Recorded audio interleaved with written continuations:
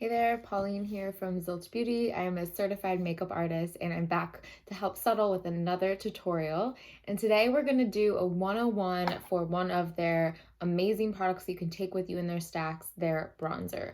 So I can't help but look at myself and feel a little bit different, but it's because I don't have any color on my face yet, which I purposefully wanted to wait and do.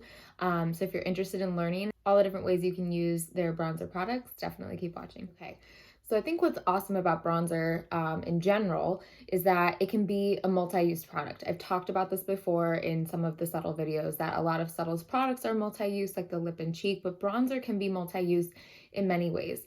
It can give you an all-over glow. It can help give you a subtle contour, as well as work on your eyes and other places of your face to really help with shadowing. And you can apply it a few different ways too. So if you were doing an all-over glow, you'd want like a bigger, fluffier brush like this.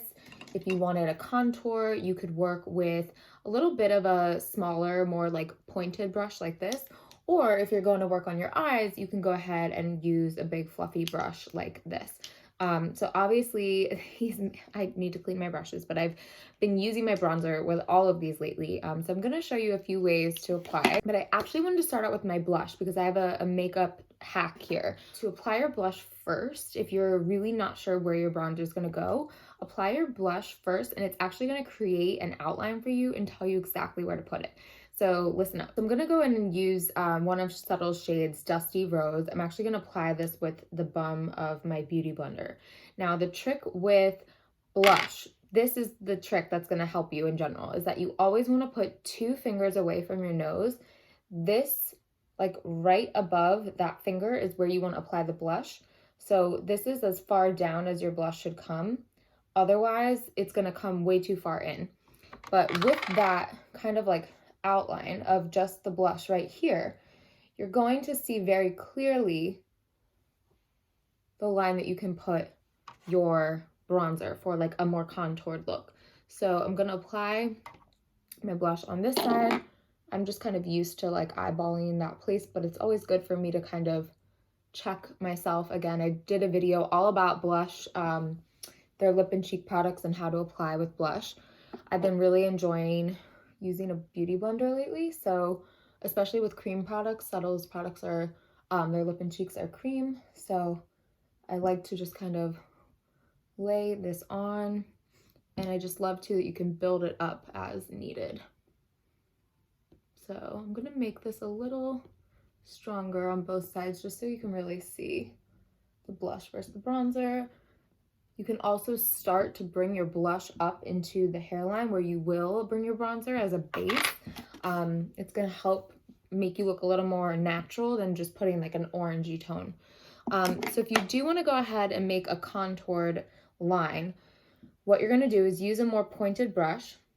And now that I have that kind of outline of my blush there, I can literally just kind of scoop it in this like Nike swoop symbol way and just kind of blend upward into that blush. This is one of my favorite tricks to really, for beginners to really understand where their blush and bronzer can go.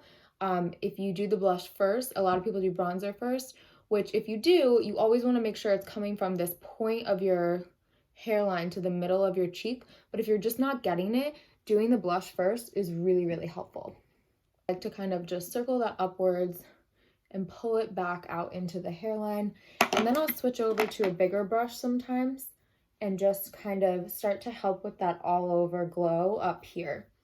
Now I like to keep it close to the hairline, close to the perimeter of the face, because that's where your natural shadowing is going to be.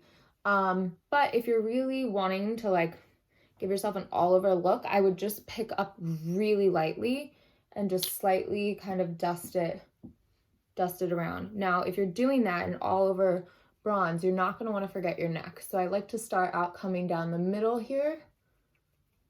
Again, a big fluffy brush is going to get your most coverage, and then just kind of start to diffuse it out to the sides.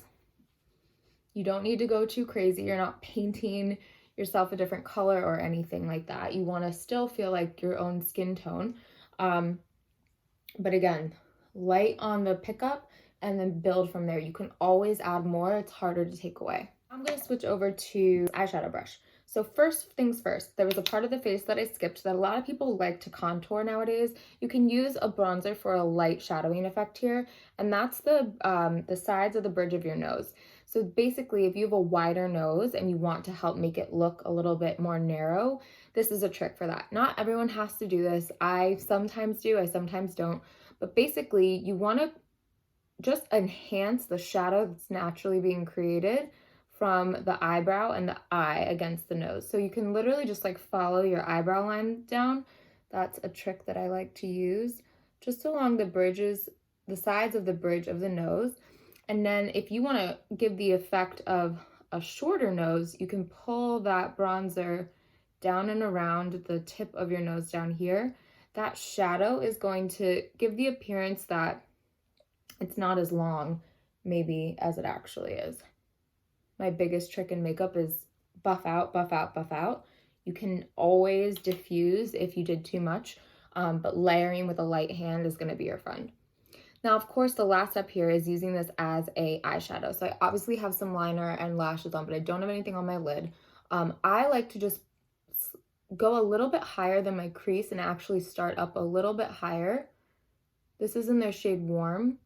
And this is really just going to pull your face together in a really natural, subdued way. It's not super loud, but it's actually going to blend in with the colors that you put on your face. So you're just going to look like put together. This is just an extra step that, you know, if you don't want to do big eyeshadow, just adding your bronzer to your crease and a little bit above your crease can really help elevate a look. So I like to just pull that out. And then if you do have a wing, you can kind of like accentuate underneath, pull this out just a little bit. You can even pull a little bit down underneath your bottom lash line to give that lifted effect. And you can even actually, this is a new trick that I learned, but you can put a little bit of bronzer under the lip here. And this will help with the effect that your lip might be a little bit bigger than it is. So if you want that pouty lip look, you can put this around the bottom edges of your lip. But this is going to create some depth perception that's not actually there. These are just some really easy ways that you can use this bronzer product. I'm in the shade Warm here, but they also have a cool toned bronzer for all of you people with cooler undertones. But it's just such a great multi-use product, and hopefully you can utilize this many different ways once you purchase from Subtl. All right, guys, hope this helped. Enjoy.